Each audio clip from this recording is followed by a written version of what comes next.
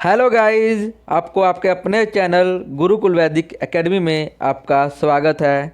जैसा कि फ्रेंड, आज 2 जून है तो हम आज 2 जून का करंट अफेयर्स आपके सामने लेकर आए हैं, जो कि आपके एग्ज़ाम के पॉइंट ऑफ व्यू से बहुत ही इम्पोर्टेंट रहने वाला है और बहुत ही शानदार सेशन होने वाला है फ्रेंड। तो फ्रेंड, एक बात और भी जान लीजिए कि आप देख रहे होंगे कि 2-3 दिन से मैं थोड़ा क्लास लेट अपलोड कर पा रहा हूँ। इसका एक रीज़न है कि यहाँ पर थोड़ा टेक्निकल प्रॉब्लम चल रहा है। तो इंटरनेट सही से कम वर्क नहीं कर रहा है। सेकंड में यहाँ पर अभी आंधी तूफान आने के कारण से क्या हुआ कि काफ़ी यहाँ पर लाइट्स वगैरह की भी दिक्कत होने लगी है। तो सॉरी फ्रेंड, इसके लिए माफ़ी चाहता हूँ। कोई बात नहीं, कल से क्लास आपको टाइम से अपलोड कर दी जाएगी। तो चलिए फ्रेंड, आप वीडियो को अंत तक देखिएगा और आप लास्ट में मैं आपसे एक क्वेश्चन ही पूछूंगा, जिसका आप जवाब कमेंट सेक्शन में दीजिएगा। ठीक है फ्रेंड? तो एक भी ध्यान से बिना मिस किए चलिए कंटिन्यू। तो चलिए फ्रेंड, हम ज़्यादा देर ना करते हुए अपना वीडियो का फर्स्ट क्वेश्चन देखते हैं आज का क्या है। तो सबसे पहले आप देखिए मोटिवेशनल थॉट्स फ्रेंड। देखिए क्या है, जितना बड़ा संघर्ष होगा जीत उतनी ही शानदार होगी। जी हाँ फ्रेंड, देखिए कई मेरे साथी लोग जो है, साथी वो काफ़ी टाइम से तैयारी कर रहे हैं, प्रिपेयर कर रहे हैं अपने आप को, लेकिन उनको सफलता नहीं मिल पा रही है और डिसअपॉइंटमेंट हो जाते हैं। लेकिन फ्रेंड देखिए क्या है, आप संघर्ष करते रहिए, संघर्ष करते रहिए, आप जुटे रहिए तैयारी में। देखिए असफलता मिलती है, जो असफलता मिलने का मतलब ये नहीं कि आप असफल ही होंगे। किसी भी सफलता को पाने के लिए अगर आप सफल होना चाहते हैं लाइफ में, तो असफलता के रास्ता से गुजरना पड़ता है। यकीन मानिए फ्रेंड, अगर आप ज़िंदगी में असफल नहीं हुए ना, तो आप लाइफ में अच्छा अचीवमेंट कर ही नहीं पाएंगे। सफल जो आप मतलब एक अच्छा मुकाम जो होता है वो नहीं मिल पाएगा। असफल ही आदमी जो होता है काफ़ी ऊंचाइयों तक पहुंचता है। तो इसलिए कहता हूं, जितना बड़ा संघर्ष होगा जीत उतनी ही शानदार होगी। यानी आप जितने टाइम से मेहनत कर रहे हैं, आपकी वो मजबूती, आपका स्ट्रेंथ बनते जा रहा है फ्रेंड। आपका जो एग्ज़ाम, क्या पता आपके जीवन में उससे भी शानदार आपके लिए भगवान ने रखा होगा। इसलिए तो आप जुटे जुटे रहिए तैयारी में और अपने सफलता को सुनिश्चित कीजिए फ्रेंड। तो चलिए हम अपना आज का फर्स्ट क्वेश्चन देखते हैं क्या है। आज का फर्स्ट क्वेश्चन है friend, who get the additional charge of CBDT chairman. किन्हें सीबीडीटी के अतिरिक्त चेयरमैन बनाया गया है। सीबीडीटी यहाँ पर एक टर्म्स आया है फ्रेंड। सीबीडीटी का फुल फॉर्म होता है सेंट्रल बोर्ड डायरेक्ट टैक्स। ठीक है, सेंट्रल बोर्ड डायरेक्ट टैक्स। इसके जो चेयरमैन है किसको नियुक्त किया गया है। तो देखिए हमारे पास ऑप्शन है, तो हमारा आंसर बनता है फ्रेंड, आप गैस कर लीजिए, मैं आपको आंसर बताता हूँ। तो देखिए फ्रेंड, हमारा आंसर है जेबी महापत्रा। जेबी महापत्रा जो है सीबीडीटी के चेयरमैन चुने गए हैं। ठीक है फ्रेंड? तो देखिए जेबी है, इनका फुल फॉर्म है जगन्नाथ विद्याधर महापत्रा। तो फ्रेंड हमारे पास जो 4 ऑप्शन है, 4 ऑप्शन आप देखिए, 4 ऑप्शन है जो आपने आपको क्लास में कराए हुए हैं। अगर आप 4 ऑप्शन आपके दिमाग में, अगर नाम देखते ही अगर आपके दिमाग में आ रहा है कि हाँ ये देखा हुआ नाम लग रहा है, सुना हुआ नाम लग रहा है, तो आप यकीन मानिए कि आपकी तैयारी बहुत अच्छी चल रही है। अगर ये 4 ऑप्शन को देख कर, यानी मतलब जो हमारा आंसर है उसको छोड़ कर 3 ऑप्शन जो है अगर देख कर आपके दिमाग में नहीं चल रहा फ्रेंड, तो आप अच्छे से तैयारी नहीं कर रहे हैं, आप ईमानदारी से नहीं काम कर रहे हैं। तो आप जुट जाइए अच्छे से तैयारी में। और चलिए मैं आपको बताता हूँ ये जो है क्या है। देखिए सुनील अरोरा जो है इलेक्शन कमिश्नर बनाए गए हैं, चीफ इलेक्शन कमिश्नर है। ठीक है फ्रेंड? तो राजीव कुमार फ्रेंड, मैंने नीति आयोग के बारे में बताया था। नीति आयोग के चेयरमैन जो होते हैं, देश का प्रधानमंत्री कोई भी पीएम सिलेक्ट होता है, वो नीति आयोग या प्लानिंग कमीशन का, नीति आयोग है वो प्लानिंग कमीशन के स्थान पर आया है रिप्लेस करके। तो प्लानिंग कमीशन के या नीति आयोग के जो चेयरमैन होते हैं हमारे देश के प्रधानमंत्री होते हैं। लेकिन जो राजीव कुमार है ये vice chairman of NITI Aayog. ठीक है फ्रेंड? सुबोध कुमार फ्रेंड वो है, सुबोध कुमार जो 2-3 दिन पहले हमारे सेशन में भी इनका नाम आया था, ये सीबीआई के डायरेक्टर नियुक्त हुए हैं। तो चलिए फ्रेंड, ये रहा हमारा ऑप्शन में मैंने आपको बता दिया। और सीबीडीटी के आप थोड़ा फैक्ट्स जान लीजिए क्या है। सीबीडीटी जैसे central board direct tax full form है, और इसका स्टेबलाइज हुआ था यानी स्थापना हुआ था ये 1924 में हुआ और इसका हेड क्वार्टर है जो नई दिल्ली में है। ठीक है फ्रेंड, तो चलिए हम अपना नेक्स्ट क्वेश्चन देखते हैं क्या है। हमारा नेक्स्ट फ्रेंड है, recently RBI cancel license of which bank, यानी हाल ही में आरबीआई ने किस बैंक का लाइसेंस को रद्द किया है। तो फ्रेंड 4 ऑप्शन है, Mahila bank, Punjab and Sindh bank, State Bank of Patiala and Shivajirao Bhosale Sarkari bank. तो हमारा आंसर है friend Shivaji Rao Bhosle Sarkari bank.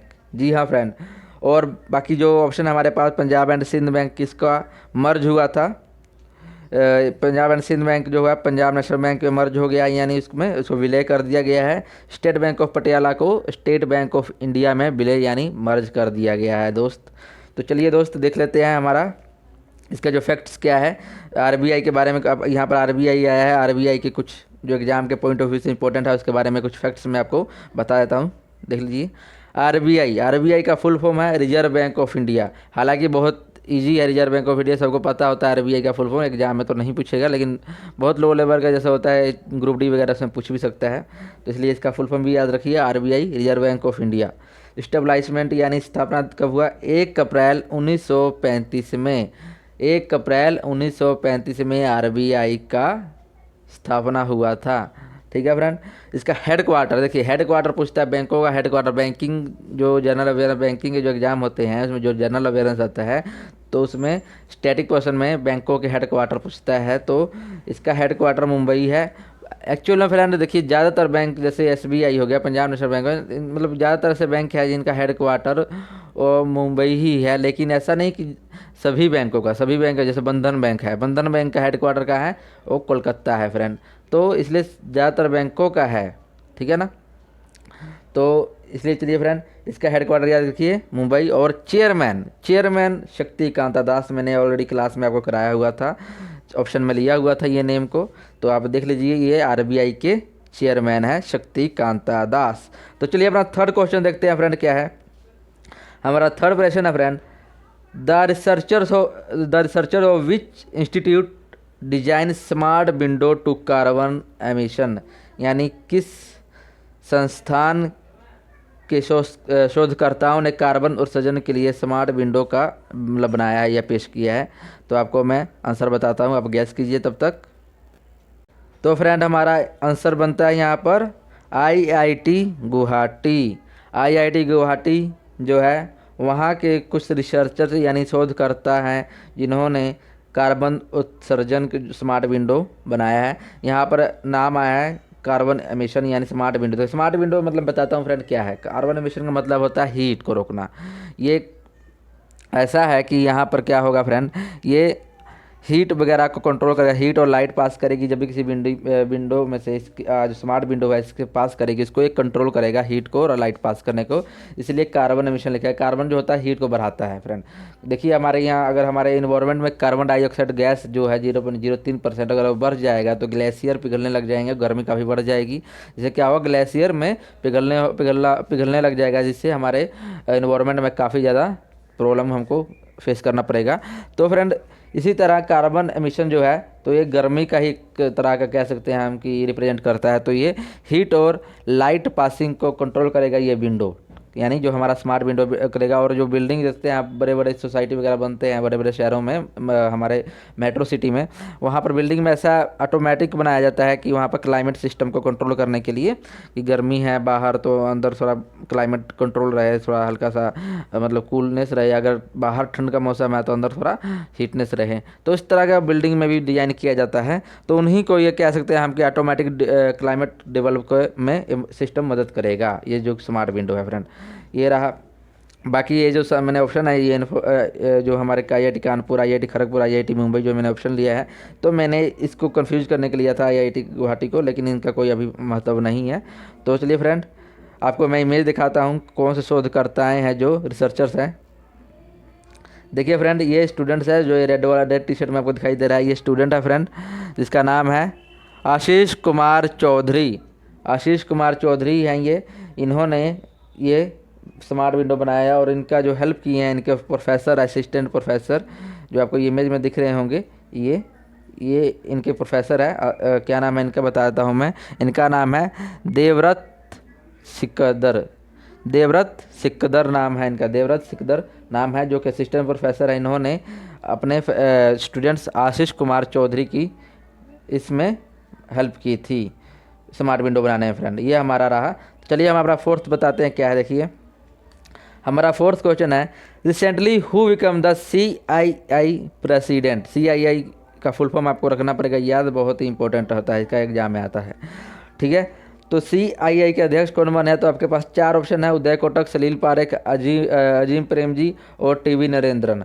Friend जो 4 मैंने लिए हैं, चारों ऑप्शन किसी न किसी बिजनेस, ये कुछ ना कुछ बिजनेस टाइकून है, और या किसी न किसी बड़े से इंस्टीट्यूट के ये या कॉरपोरेशन के ही हेड हैं। तो मैं आपको आंसर बताता हूँ फ्रेंड। हमारा आंसर है friend TV Narendran. TV Narendran जो है फ्रेंड, ये CII के प्रेसिडेंट बने हैं। CII का मतलब फुल फॉर्म बताता हूँ, कन्फेडरेशन ऑफ इंडियन इंडस्ट्री। ठीक है फ्रेंड, बाकी ऑप्शन देख लीजिए आप, क्या क्या ऑप्शन देखिए। उदय कोटक, जो फर्स्ट ए ऑप्शन है उदय कोटक। उदय कोटक पहले जो CII के प्रेसिडेंट थे, उदय कोटक थे, उनका टाइम पीरियड ख़त्म हो गया, उनका टर्म्स जो है कंप्लीट हो गया। उसके बाद TV नरेंद्रन को बनाया गया। उसके बाद आ जाइए आपके पास सलील पारेख, बी ऑप्शन जो है सलील पारेख। इन्फोसिस का आपने नाम सुना होगा फ्रेंड, इन्फोसिस के जो हेड हैं, चेयरमैन है वो सलील पारेख हैं। और अजीम प्रेम जी का तो कौन नहीं जानता है कि ये बिजनेस, बहुत बड़े बिजनेस टाइकून है। और ये फ्रेंड विप्रो के क्या है, चेयरमैन है, विप्रो के चेयरमैन है, हेड हैं फ्रेंड। चलिए आपको मैं CII के कुछ फैक्ट्स बताता हूँ मैं। तो देखिए CII का जो है वो कन्फेडरेशन इंडियन इंडस्ट्री है फुल फॉर्म। फाउंडेशन 1895 में हुआ था। हेड क्वार्टर इसका न्यू दिल्ली में है friend. Okay friend, I hope आपको सब समझ आ रहा होगा। आप ध्यान से सेशन देखते चलिए, आपके लिए बहुत ही इंपॉर्टेंट रहने वाला है ये सेशन। और एक और बार फ्रेंड जो बता दूं मैं आपको, ये जो ऑप्शन आपको दिख रहा है, जो हमारा आंसर है TV नरेंद्रन, ये फ्रेंड टाटा स्टील्स में CEO और MD के पद पर थे। पहले ये जो इनकी जो पोस्ट थी, MD थे और CEO थे, यानी चीफ एग्जीक्यूटिव ऑफिसर थे किसके, टाटा स्टील्स के फ्रेंड।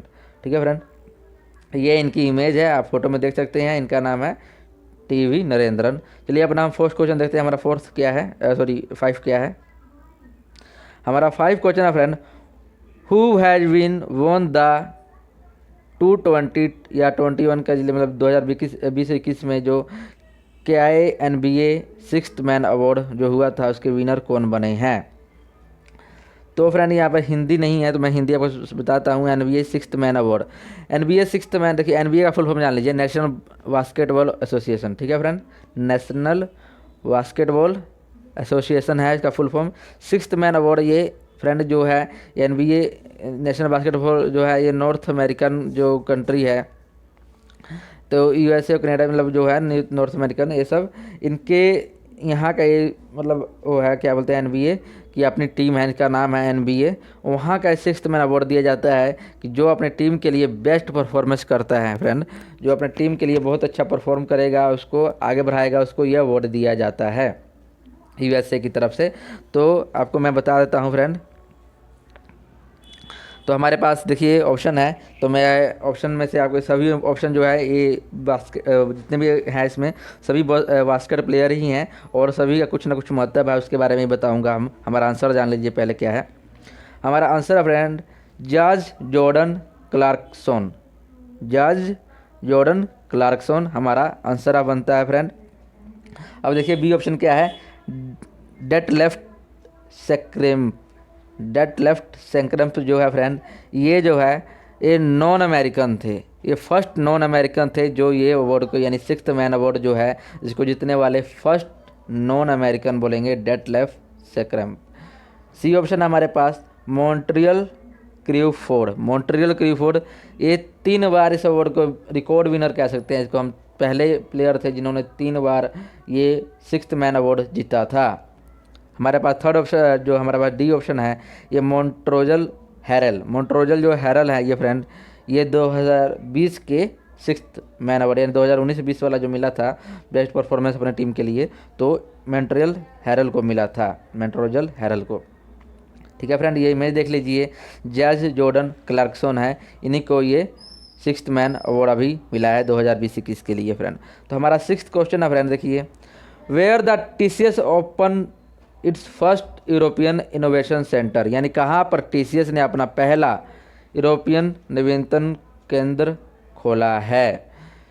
तो फ्रेंड इसके बारे में बताऊंगा मैं, तो पहले हमारा आंसर जान लेते हैं क्या है फ्रेंड। जितने भी ऑप्शन है ये सभी किसी न किसी कंट्री के कैपिटल है, राजधानी है फ्रेंड, तो आपको पता होना चाहिए किस किस के है, मैं बता भी दूंगा आपको। तो सबसे पहले हम अपना आंसर देखते हैं क्या है दोस्त। आंसर हमारा बनता है एम्स्टर्डम। एम्स्टर्डम जो है ये यहाँ पर TCS ने अपना इनोवेशन सेंटर खोला है, पहला यूरोपियन इनोवेशन सेंटर है एम्स्टर्डम में। फ्रेंड एम्स्टर्डम जो है ये कहाँ है, ये हमारा पड़ता है फ्रेंड नीदरलैंड में, नीदरलैंड में पड़ता है, और नीदरलैंड की राजधानी है एम्स्टर्डम, और यहाँ करेंसी है नीदरलैंड में यूरो चलता है, ठीक है फ्रेंड। उस तरह लंदन, लंदन जो है फ्रेंड ये इंग्लैंड का कैपिटल है, और यहाँ पर पाउंड करेंसी है।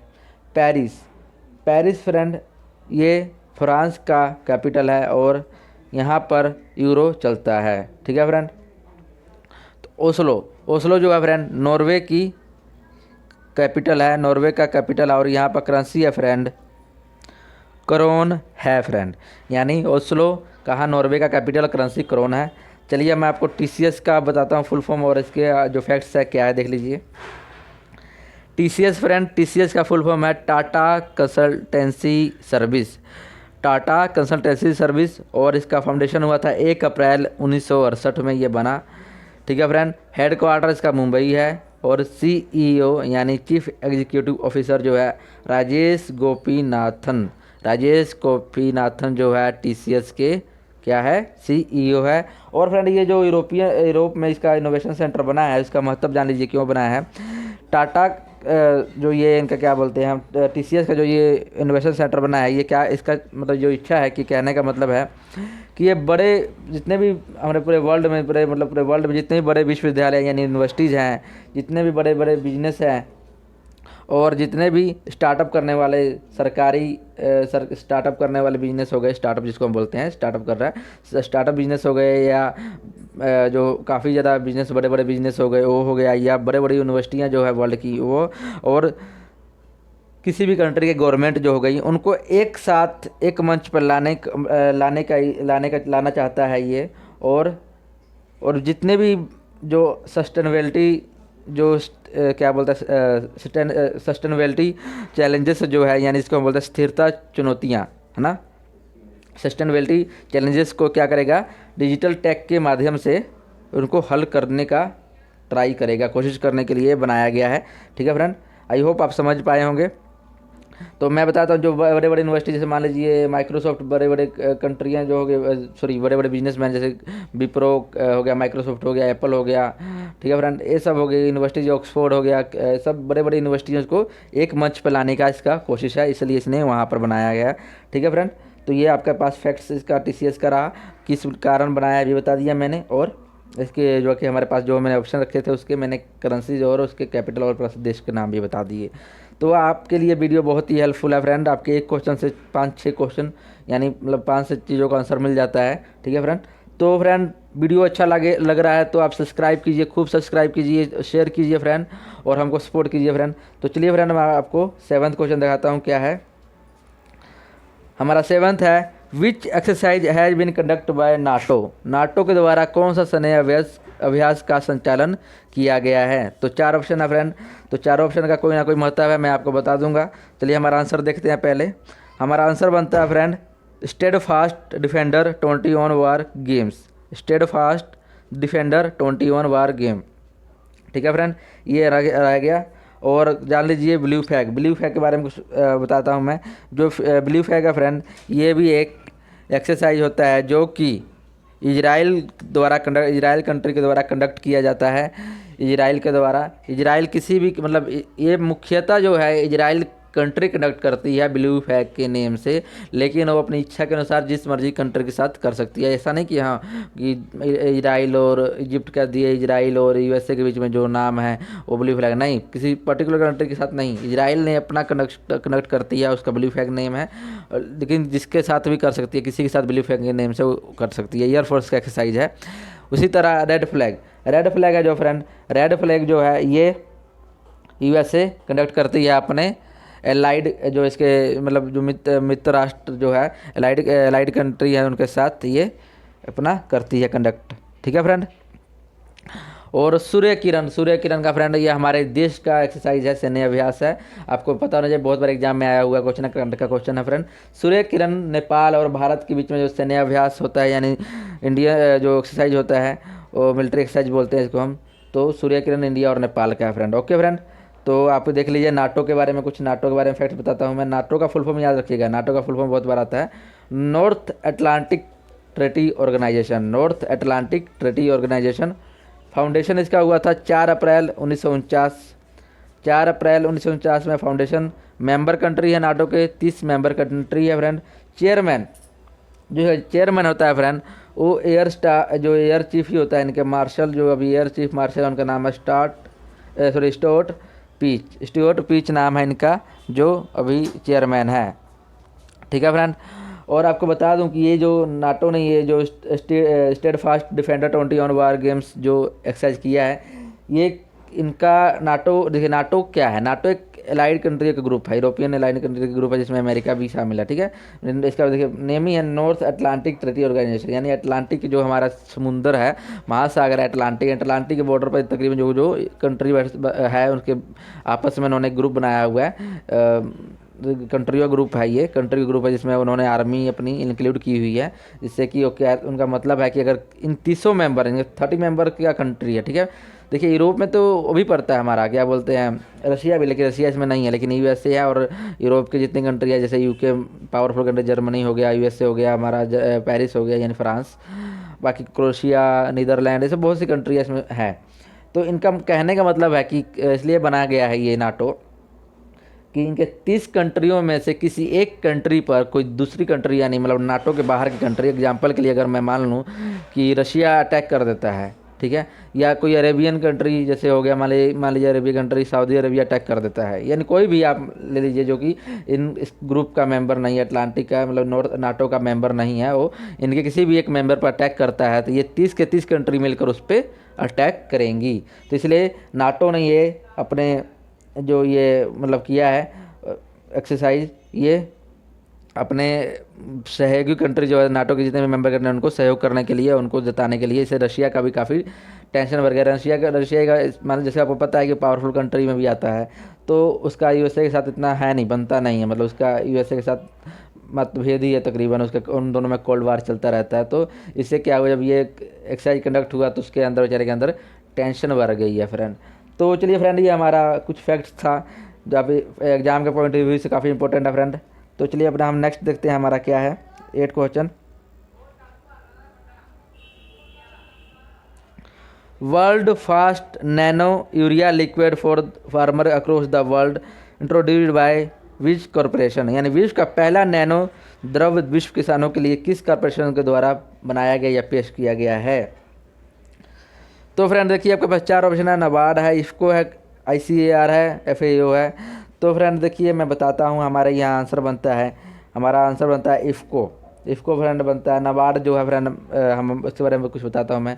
नाबार्ड देखिए, नाबार्ड फ्रेंड ये एक एग्रीकल्चर बैंक से रिलेटेड है। ये क्या करता है, जितने भी एग्रीकल्चर से मान लीजिए हमको एग्रीकल्चर सामान खरीदना है, एग्रीकल्चर से रिलेटेड जितने भी हमको सामान खरीदना है, ट्रैक्टर हो गया, इरीगेशन के लिए सामान हो गया, या कुछ भी ऐसा करना है, तो ये लोन प्रोवाइड करता है, नाबार्ड लोन प्रोवाइड करता है खेती बाड़ी में। ठीक है फ्रेंड। और ICAR भी एक बॉडी है खेती बाड़ी का फुल फॉर्म बताता हूँ मैं, international council of agriculture research. ठीक है फ्रेंड। तो अभी इसके बारे में कुछ मतलब नहीं है, इनका फुल फॉर्म ही बता सकता हूँ मैं, जब आएगा कभी तो मैं आपका इसका चेयरमैन वगैरह भी इंक्लूड कर लूँगा। लेकिन आप देखिए अगर आपके पास FAO है, FAO जो है इंटरनेशनल बॉडी है एग्रीकल्चर का, इसका फुल फॉर्म है फूड एग्रीकल्चर ऑर्गेनाइजेशन। इसके बारे में भी कभी आएगा तो मैं आपको इसके बारे में बताऊँगा। आपके पास इफ़को का है तो इफ़को का जान लीजिए। नैनो यूरिया के बारे में बताता हूँ। पहले इसका इफ़को के कुछ फैक्ट्स है, देख लीजिए। इफ़को का फुल फॉर्म है Indian farmers fertilisers corporation limited, जिसका फाउंडेशन हुआ था, यानी इस्टेब्लिशमेंट कह सकते हैं, स्थापना हुआ 3 नवंबर 1967 यानी 1967। हेड क्वार्टर इसका है न्यू दिल्ली। चेयरमैन है बी.एस. नकाय, चेयरमैन बी.एस. नकाय है। और यहाँ पर जो एमडी और सीईओ है वो है यूएस, यहाँ पर यू लिखा है, यूएस होगा, यूएस, डॉक्टर यूएस अवस्थी है, पूरा नाम यूएस अवस्थी पूरा। ठीक है फ्रेंड। और नैनो यूरिया के बारे में, नैनो यूरिया एक फ्रेंड काफ़ी टाइम से रिसर्च चल रहा था इस पर। हमारे जो इफ़को के साइंटिस्ट हैं, साइंटिस्ट और इंजीनियर्स मिलकर काफ़ी टाइम से इस पर रिसर्च कर रहे थे। तो फाइनली बचा इन्होंने ये नैनो यूरिया के बारे में, जो द्रव है यानी लिक्विड है, इसको इन्होंने इसके बारे मतलब इसको रिसर्च के बाद इसको हासिल कर ही लिया।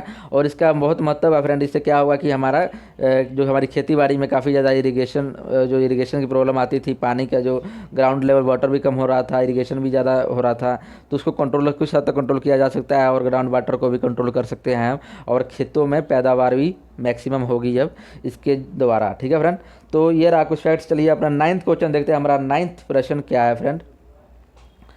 हमारा 9th प्रश्न है, a book title Savarkar contested legacy authored bye, यानी सावरकर एक कंटेस्टेड लीगेसी 1924 से 66 किसके द्वारा लिखी गई है? तो आपके पास 4 ऑप्शन है फ्रेंड। अगर चारों ऑप्शन देखकर आपके मन में अगर इस चारों ऑप्शन है, देखिए बहुत बार हमने इंक्लूड कर लिया है चारों का, जितने भी नेम है इसका आंसर को छोड़कर, 3 नेम है, तो हम इतनी बार इसको अपने खुद के सेशन में ही कितनी बार हम ले आए हैं।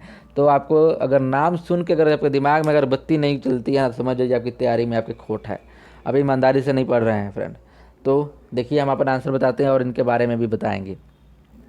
हमारा आंसर है फ्रेंड विक्रम सामपत। विक्रम सामपत जो है फ्रेंड, इन्होंने ही बुक लिखा है सावरकर कंटेस्टेड लीगेसी। ठीक है फ्रेंड। तो चलिए अपना हम ऑप्शन देखते हैं। ए ऑप्शन हमारा फ्रेंड, जिसका नाम है नीना गुप्ता। नीना गुप्ता की अभी बायोग्राफी आई थी, जिसका नाम है सच कहूँ तो। शिव शंकर मेनन आया था फ्रेंड। शिव शंकर मेनन के बारे में आप बताइए क्या है, गेस कीजिए। शिव शंकर मेनन के बारे में बताता हूँ मैं। जियोपॉलिटिक्स के था, जियोपॉलिटिक्स पास्ट एंड प्रेजेंट के बारे में था। ठीक है फ्रेंड। डी ऑप्शन का आपको कमेंट सेक्शन में कमेंट करके बताना है। मैं कल आपकी क्लास में बताऊंगा, लेकिन आपको कमेंट सेक्शन में डी जरूर बताना है फ्रेंड। अगर आप अच्छे से पढ़ रहे हैं तो डी आपको बताना होगा। ठीक है फ्रेंड। चलिए 9th देखते हैं। 9th हमारा, देखिए अगर सच में बुक दिखाता हूँ, बुक देख लीजिए। ये है बुक जो लिखा गया, ये बुक का कवर है। हमारा लास्ट क्वेश्चन और 10th क्वेश्चन है फ्रेंड, देख लीजिए क्या है। हमारा लास्ट और 10th, जिससे आपको पता है हमारे सेशन में एक डे से रिलेटेड क्वेश्चन होता है, इसलिए डे भी बहुत इंपॉर्टेंट है, क्योंकि डे स्टैटिक क्वेश्चन भी हो सकता है और ये एग्जाम में भी आता रहता है, लगा हर एग्जाम में आपको देखने को मिलता है ये। तो हम ले लेते हैं। देखिए यहाँ पर 2 तरह का डे है मेरे फ्रेंड, 2 है डे, जैसे world milk day and global day of parents are celebrated, है ना, 2 है ना फ्रेंड। तो मैंने अलग अलग इसको फ्रेम ना करके एक ही में फ्रेम कर लिया, क्योंकि एक ही डे पर मतलब एक ही दिन पर दोनों पढ़ते हैं, इसलिए मैंने एक ही लाइन में इसको प्रश्न में इंक्लूड कर लिया है। तो देखिए क्या है, world milk day and global day of parents are celebrated, यानी विश्व दुग्ध दिवस और ग्लोबल पेरेंट्स डे कब मनाया गया? तो आपका ऑप्शन है 1 जून, 30 मई, 29 मई, 8 मार्च।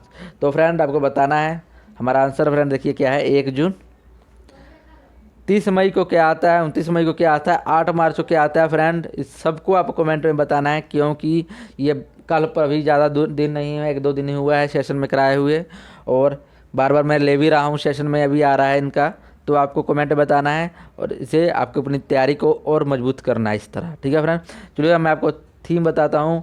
वर्ल्ड मिल्क डे थीम क्या है? वर्ल्ड मिल्क डे का थीम है sustainability in the dairy sector with message around the environment, nutrition and socio economics. ठीक है फ्रेंड, फिर एक बार बोलता हूँ, sustainability in the dairy sector with messages around the environment, nutrition and socio economics. Okay friend. चलिए parents day के बारे में बताता हूँ। पेरेंट्स डे वर्ल्ड में क्यों मनाया जाता है? पेरेंट्स डे की देखिए फ्रेंड क्या होता है कि जैसे पता है कि माता पिता जो होते हैं वही अपने बच्चों को अच्छे से पालन पोषण कर सकते हैं, इसलिए बच्चों को पालन पोषण को ध्यान में रखते हुए उनको प्रोत्साहन करने और उनको मतलब कह सकते हैं हम सम्मानित करने के लिए ये डे सेलिब्रेट किया जाता है फ्रेंड। तो हमारा सेशन का लास्ट क्वेश्चन था फ्रेंड। चलिए आपके लिए एक होमवर्क है, जो क्या है आपको कमेंट में इसका बताना है।